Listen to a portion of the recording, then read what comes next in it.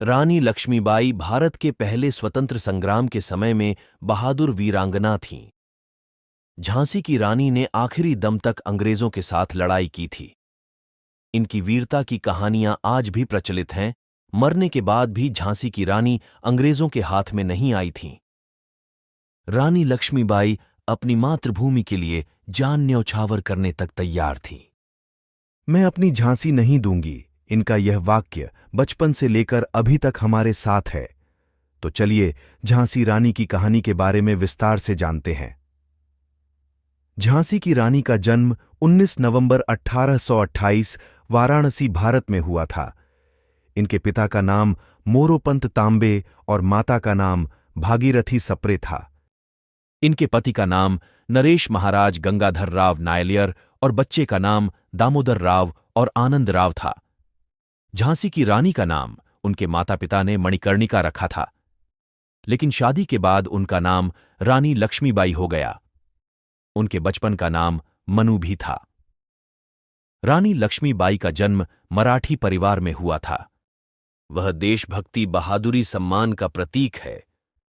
इनके पिता मोरोपंत तांबे मराठा बाजीराव की सेवा में थे और उनकी माता एक विदुषी महिला थी।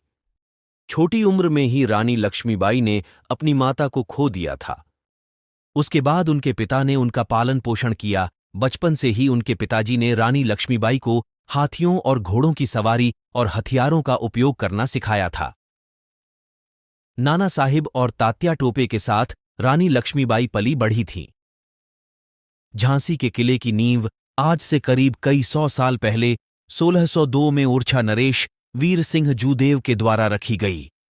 ओरछा मध्य प्रदेश में एक कस्बा है। बंगरा पहाड़ी पर 15 एकड़ में फैले इस विशालकाय किले को पूरी तरह तैयार होने में 11 सालों का समय लगा और यह 1613 में बनकर तैयार हुआ। रानी लक्ष्मीबाई का विवाह झांसी के महाराज राजा गंगाधर राव के साथ हुआ था। विवाह के बाद मणिकर्णिका का नाम बदलकर लक्ष्मीबाई से जाना जाने लगा। फिर वह झांसी की रानी के नाम से प्रसिद्ध हुईं।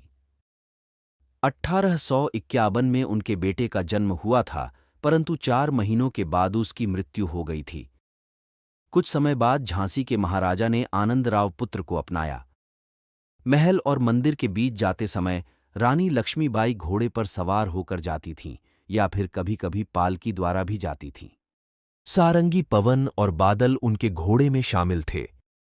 2 साल बाद सन 1853 में बीमारी के चलते हुए उनके पति की मृत्यु हो गई थी। बेटे और पति की मृत्यु के बाद भी रानी लक्ष्मीबाई हिम्मत नहीं हारी। जब उनकी पति की मृत्यु हुई थी, तब रानी लक्ष्मीबाई की उम्र केवल 25 वर्ष थी। 25 वर्ष की उम्र में ही उन्होंने सारी जिम्मेदारियां संभाल ली थीं। जब महाराजा गंगाधर राव की मृत्यु हो गई थी, ब्रिटिश लोगों ने कानूनी उत्तराधिकारी के रूप में उसे स्वीकार नहीं किया था। उस समय गवर्नर जनरल लॉर्ड डलहौजी एक बहुत ही शातिर इंसान था, जिसकी नज़र झांसी के ऊपर थी। झांसी के ऊपर कब्जा करना चाहते थे क्योंकि उसका कोई वारिश नहीं था, परंतु झांसी की रानी इसके खिलाफ थी। वह किसी भी हाल में किला नहीं देना चाहती थी। रानी को बाहर निकालने के लिए उन्हें 60,000 वार्षिक पेंशन भी दी जाएगी। झांसी की रक्षा करने के लिए रानी लक्ष्मीबाई ने एक मजबूत सेना को इकट्ठा किया। इस सेना में महिलाएं भी शामिल थीं। कुल 14,000 विद्रोह को इकट्ठा किया और सेना बनाई थी। 23 मार्च 1858 को झांसी की लड़ाई शुरू हो गई थी। अपनी सेना के साथ मिलकर झांसी को बचाने के लिए रानी लक्ष्मीबाई ने लड़ाई लड़ी थी, परंतु ब्रिटिश लोगों ने उसकी सेना पर अधिकार कर लिया था। फिर इसके बाद अपने बेटे के साथ रानी लक्ष्मीबाई कालपी चली गई थी।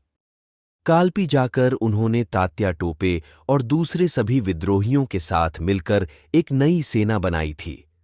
18 जून 1858 को ग्वालियर के पास कोटा की सराय में रानी लक्ष्मीबाई की मृत्यु हुई थी।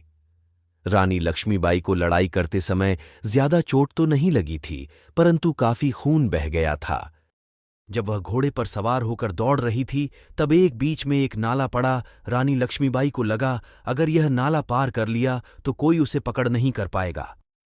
परंतु जब वह नाले के पास पहुंची तब उनके घोड़े ने आगे जाने से मना कर दिया।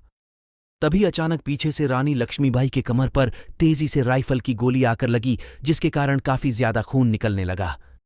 खून को रोकने के लिए जैसे ही उन्होंने अपनी कमर पर हाथ लगाया, तभी अचानक उनकी हाथ से तलवार नीचे गिर गई। फिर वापस अचानक से एक अंग्रेजी सैनिक ने उनके सिर पर तेजी से वार किया, जिसके कारण उनका सर फूट गया। फिर वह घोड़े पर से नीचे गिर पड़ी। कुछ समय बाद एक सैनिक रानी लक्ष्मीबाई को पास वाले मंदिर में लेकर गया। अभी तक थोड़ी थोड़ी उनकी सांसें चल रही थीं। उन्होंने मंदिर के पुजारी से कहा कि मैं अपने पुत्र दामोदर को आपके पास देखने के लिए छोड़ रही हूं।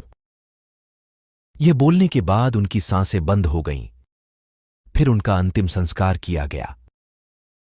ब्रिटिश जनरल हयूरोज ने रानी लक्ष्मीबाई की बहुत सारी तारीफ में कहा था कि वह बहुत चतुर, ताकतवर और वीर योद्धा थीं।